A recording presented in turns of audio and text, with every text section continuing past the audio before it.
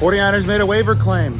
They've got some offensive line help coming in from Cleveland. Blake Hance, versatile offensive lineman. The 49ers were number 29 in the waiver order, so most of the league obviously passed up an opportunity to grab Hance, who was waived by the Browns yesterday as part of the roster cutdowns, but he's got to go immediately to the 49ers 53-man roster. That's how the rules work here. So I don't know yet what the corresponding move will be, but I can tell you what the 49ers are getting out of Blake Hance. This is a guy who, although he's listed as a guard, has played most of his time in the NFL as a tackle due to positional need at Cleveland. Over 600 snaps last year as a tackle for the Browns, and he graded out really well in run blocking, but not well in pass protection, which is a theme with 49ers offensive linemen. They obviously prioritize the run blocking. Now, I will say, if you look back to 2020, do you remember when the Browns had all those COVID issues in that playoff game against the Steelers, and they started essentially, I think, an entire second string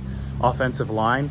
Hance actually came in during that game in the second half and played guard in that game. It's the only NFL game in which he's actually played guard, and he was really good in pass protection. Actually, I think graded out better in pass protection than he did in run blocking. So at this point, you need versatile offensive linemen. Nobody's going to come in late, crack the 53-man roster if they could only play one position. But I think the 49ers need a little bit more help on the interior than they do on the exterior at tackle. And I think that Hance, because they've got those young guys right at guard, I think that Hance, all the scouting community thought that he'd be a guard at the NFL level. And his one game, it was a playoff game against the Steelers. He actually performed well in pass protection at guard. So let's see who he kicks off the roster, but the 49ers definitely were in the market for offensive line help, and they got a big 6'6", 310-pounder out of Northwestern. He's going to be smart.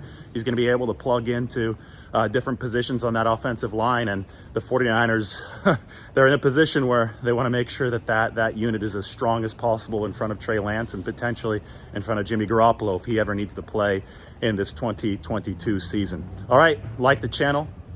Or like the video. Yeah, like the video, sub to the channel. We'll have more on this edition coming up. 49ers right now scouring the waiver wire. Some of their players also getting picked up. Jermichael Hasty by the Jaguars. They did lose Tariq Castro-Fields. Probably tough for the 49ers. He went to Washington. Speaking of that, they first discovered Castro-Fields back in 2019. They're playing the Mud Bowl at Washington.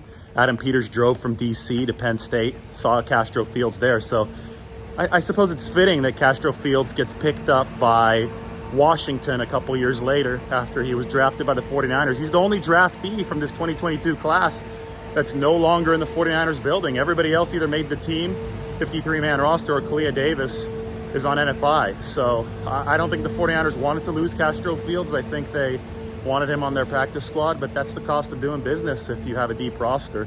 And teams respect the 49ers, so when they waive somebody, they're more likely than not to get picked up. All right, anyway, one more time. Like the video, sub to the channel. We'll talk to you all soon.